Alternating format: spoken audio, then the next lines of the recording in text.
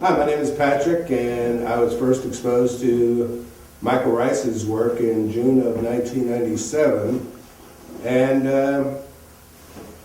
I was on my way to the VA hospital in Kansas City to have an evaluation for post-traumatic shock disorder. When I got to the hospital, even though it was scheduled for me to stay there for some time, they informed me that there was no beds in the hospital. Well, at this particular time, my methodology for handling stress was to leave. And so I packed all my camping gear and headed for the woods, which happened to be in the Ozark Mountains of Missouri.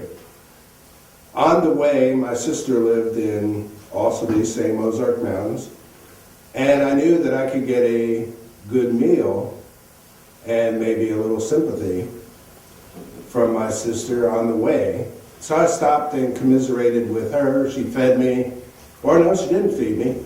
She said that she knew somebody who might be able to help me. And she took me down to Heartland, introduced me to Michael Ryce and to the support team. I had a lunch and liked what Michael said, believed the truth of the forgiveness process.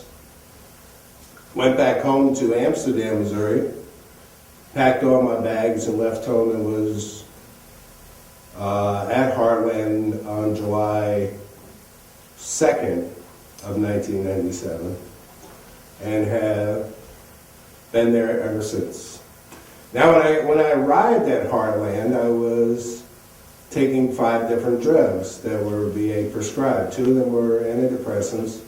One of them was anti-anxiety. I had epilepsy medicine and a stomach medicine. The day I arrived at Heartland, I fed them to the porcelain god, or the septic god, whichever one is higher, and have been drug-free since that time.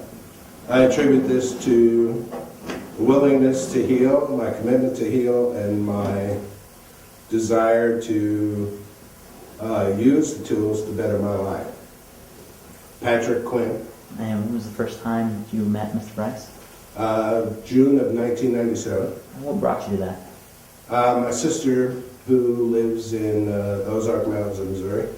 Can you tell us a little bit about that experience? Sure. I was on my way to the VA hospital in Kansas City, Missouri, to be reevaluated for post-traumatic shock disorder from Vietnam. And when I got to the hospital, they informed me that there was no beds. So my anger and hostility came up, and what I did at that period of my life when anger and hostility came up, rather than hurt somebody, I left. So I went home, packed all my camping gear, and headed for the Ozark Mountains of Missouri. I knew that I could get a good meal at my sister's house, so I stopped there on the way and commiserated with her, and she said to me that she knew somebody who might be able to help me. Michael Ryce is Heartland, his self-empowerment retreat center, is about an hour from my sister's. So she took me there. She introduced me to Michael Ryce. I had a wonderful, wonderful lunch with the support team, and went back home, packed all my bags, and came to Heartland in July 2nd of 97, and I've been there since. And it's been a little over 10 years. When I arrived at Heartland, I weighed 288 pounds. Today I weigh 235, give or take. My diet was pretty sad, or standard American diet, all meat and fats and carbs. And I would say that and including the 5 drugs that the VA had me on, my vitality was pretty low. I threw the medicines away the day I arrived at Heartland, have not taken any prescription meds except for a couple of rounds of antibiotics. And my life today is like something I couldn't believe 10 years ago. I could not believe that there was actually the possibility of having moments in one's life without fear and anxiety, without the need for pulling some suppressant to you, either through food or drink, drugs. And I've done it all, marijuana, all of it. Drugs of choice at one time were beer and marijuana. And today I'm clean, sober. Believe my mind and body are rejuvenating to the point where through the worksheet process I am youthing. My name is Julie Haverstick. And when was the first time that you met Mr. Ryce? I met Dr. Michael Ryce about 20 years ago in Yellow Springs, Ohio. And what was that experience like? Well, I was searching for some kind of answers because it seemed like I was repeating patterns in my life. And I really wasn't getting the result that I wanted. And I kept saying to myself, there was a harmonic convergence going on. And I kept saying to myself, there's got to be another answer, because I wasn't, with all of the books that I was reading, I wasn't finding an answer to changing things. And when I heard Michael speak at Antioch College, I knew that that was the tool, and it was the forgiveness process. I knew that was a tool to change your life. And so I listened, impeccably with what he had to say, and I took everything in, and I practiced using that tool for the whole year. And then I went to a 30-day intensive with him up in Hoden, Michigan.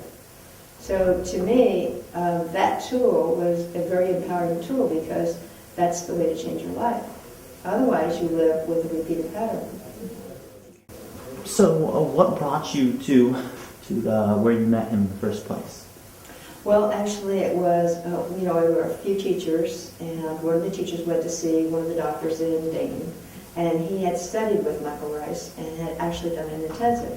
And he recommended to my friend that she go and hear him speak because she said he carries a great message. And so that's how I ended up And there. these were doctors that you were working with, or? Actually, no, because I was teaching school, and this was actually a DO, and just a regular DO in town.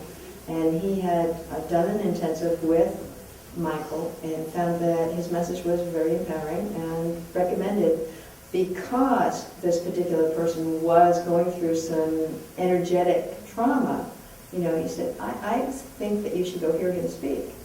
And so she called us all up, and we all went. So can you tell me a little bit about your life before? Well, my life has always been looking for the truth. I was always searching for the truth as long as I can remember. I just felt this couldn't be just life. There had to be another answer.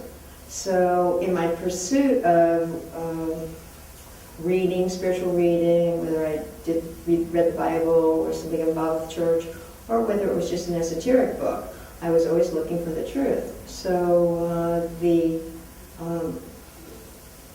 I guess finding Michael was to me like an answer. It was like an answer. I actually was praying, there's got to be another way that I haven't been able to find to change things. So I don't know if that answered that question or not.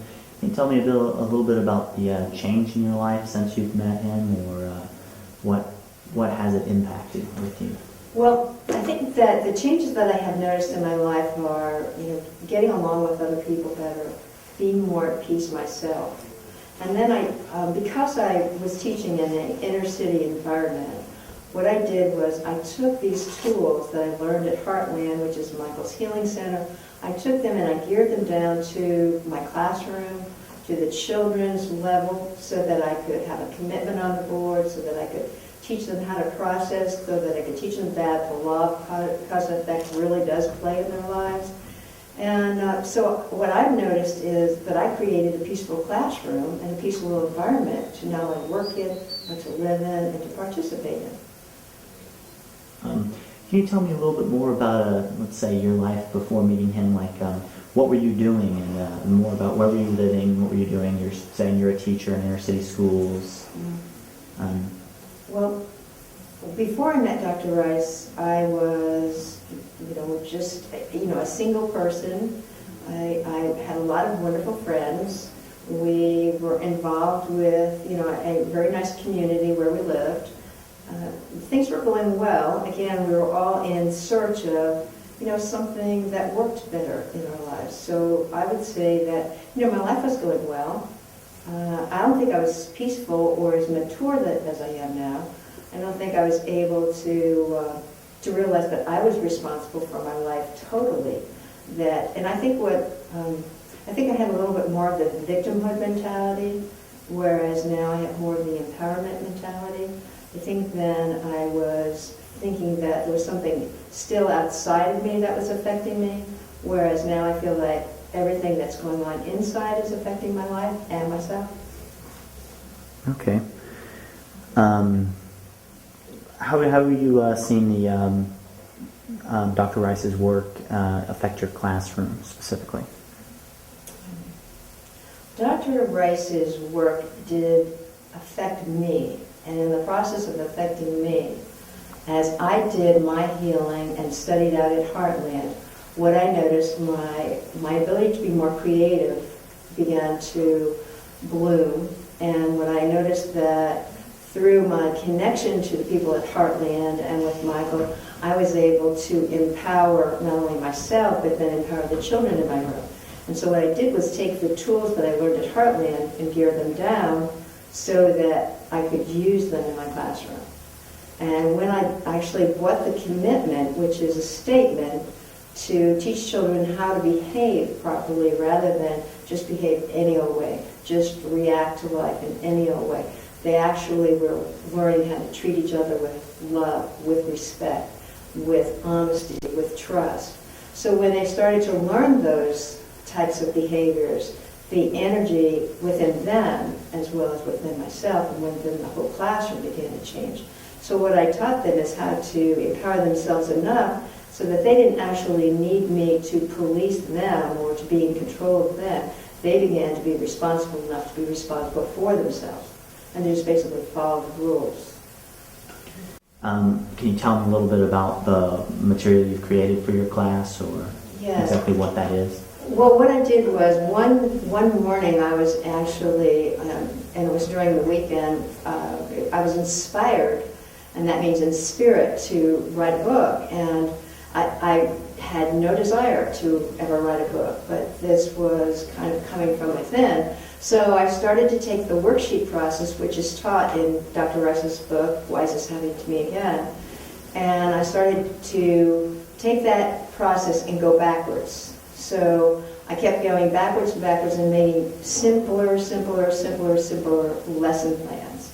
So then through that, I took a sabbatical and I created a year off, and I wrote a book that teaches the child how to empower themselves through doing the worksheet process, going from the very, very simple of no sheet at all to sheet 1, sheet 2, and so on up to 7. Then, of course, the adult worksheet, the teenage worksheet. So this process helps reduce stress for the child, helps actually change between the way they see it and the way they want it, to begin to bring those two goals into alignment, and so that they can start to create the life that they want. Yeah, I'm a school teacher, and I took the tools that Dr. Ryce taught, and then I geared them down to the grade level that I taught, which was kindergarten and first grade. So Dr. Ryce taught a commitment, and that was, how do we treat one another? How are we going to treat one another? And I took that down and simplified it and made it a big bulletin board in my classroom so that, the children could learn a new way of behaving and treating one another. Then I took the reality management worksheet And I took that, which it wasn't a difficult form, and I geared that backwards, further backwards, until it was in a simple form. And then I could gradually teach that so they could learn the vocabulary and what it truly means to understand that they are responsible for their realities, they're responsible for their life. Okay. Is there anything else? Title of your book is? Pardon me? The title of your book is? The title of the book that I wrote is Healing Children, Loving Children. And it's in support of empowering children so that they will actually be able to be responsible for themselves, follow their own rules, not having to follow them because I instruct them to follow them. I just tell them what the rules are, and they are able to embrace the rules and follow them. Can you share one of the tools from the book? Yes, I could share one of the tools from the book. I'd be delighted to share one of the tools from the book. On the back of the book is a poem, and the poem says, "Who am I? Who am I? I am somebody. I am bright, capable, and lovable. I am teachable and learn easily. I tell the truth and am a gentle listener. I respect myself and others. I am cooperative and responsible for my feelings and choices. I see the highest and best in myself and others and support that with my thoughts, words, and actions. I use time wisely because it is valuable. I am the best me I can be each day. I am somebody. I am loved." Hi, my name is Julie Haverstick. I've written this book, Healing Children, Loving Children. It's an empowering guide for children and the parents that love them.